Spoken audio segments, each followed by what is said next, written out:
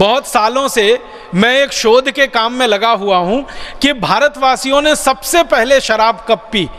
तो अब तक मुझे जो प्रमाण मिले हैं वो प्रमाण कहते हैं कि 1760 के पहले तक किसी भी भारतवासी ने कभी भी शराब नहीं पी।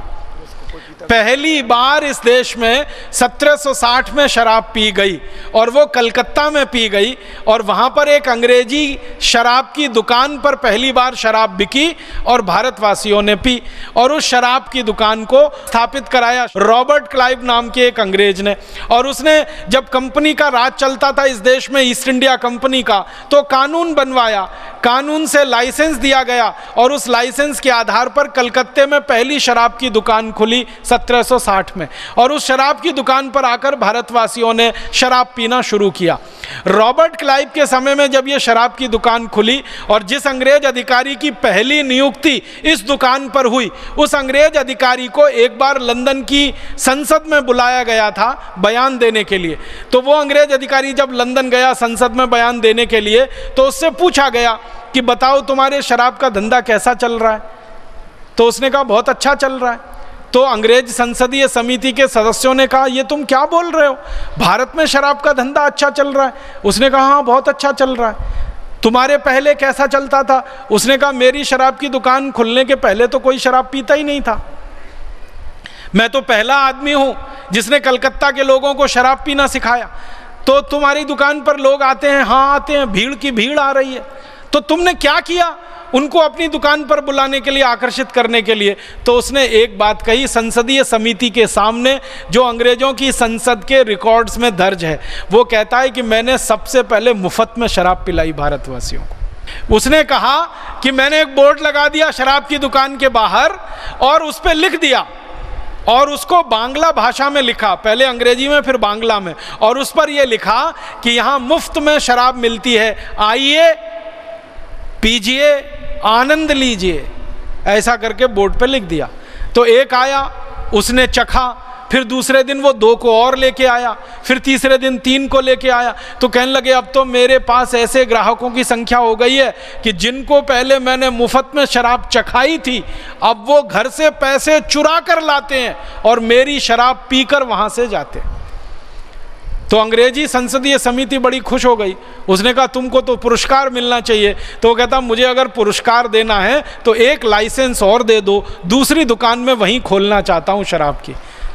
तो दूसरी दुकान खुल गई, फिर तीसरी खुल गई, फिर चौथी खुल गई। एक दिन 350 दुकानें हो गई कलकत्ता में, और ये दुकानें बढ़ती नहीं। अंग्रेज इसको बढ़ाते रहे, शराब पीने का कानून बना दिया।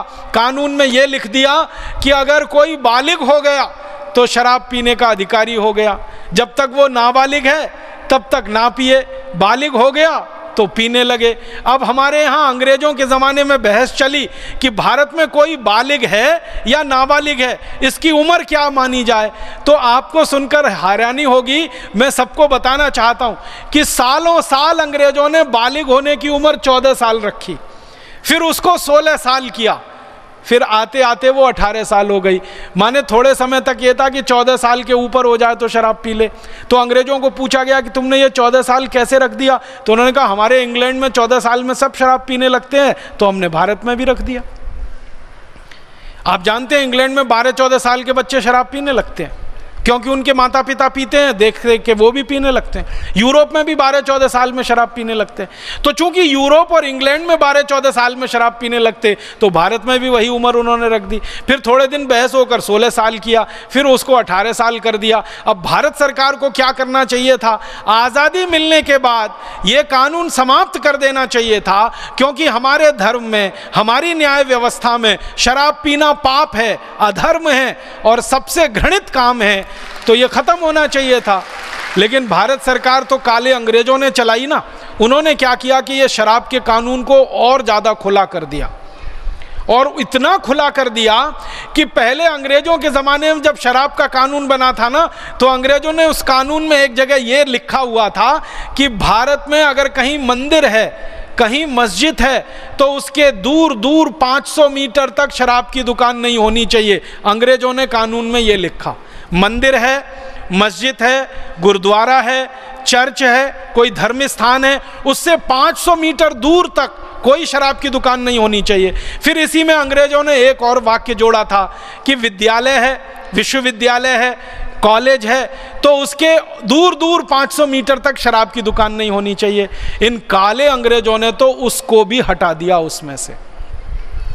इन काले अंग्रेजों ने आज़ादी के बाद जो कानून बनाया है, अब वो कानून ये है कि मंदिर के सामने शराब की दुकान है, मस्जिद के सामने शराब की दुकान है, गुरुद्वारों के सामने शराब की दुकानें हैं, और खाली शराब की ही दुकानें नहीं है, उससे ज़्यादा और भी घृणित काम करने के दूसरे अड्डे वहाँ खोले हुए, जुए के अड्डे हैं, वैश्यावृत्ति के अड्डे हैं। ये अंग्रेजों का बनाया हुआ कानून है, और अंग्रेजों के बाद काले अंग्रेजों का बनाया हुआ कानून। परिणाम ये हुआ कि जिन अंग्रेजों ने एक शराब की दुकान खोली थी, आज इस देश में काले अंग्रेजों की मदद से लाइसेंसधारी शराब की दुकानें 32,000 हो गई हैं, और अगर आप बिना लाइसेंस वाली दुकानों को गिनेंगे तो वो 1 लाख से ज़्यादा हैं। गांव गांव शराब की दुकान खुल रही है। अगर आप कल्पना करिए 1 लाख शराब की दुकानें हैं, तो इसका माने भारत के हर 6 गांवों के बीच में एक शराब की दुकान है। अब काले अंग्रेजों की तैयारी चल रही है कि हर गांव में एक शराब की दुकान होनी चाहिए, माने हर गांव में 6,38,000 से ज़्यादा पूरे भारत में शराब की दुकानें होनी चाहिए, सारे देश को शराब में डुबो देना चाहिए। और इसकी नीति कई राज्यों में बनकर लागू हो रही है।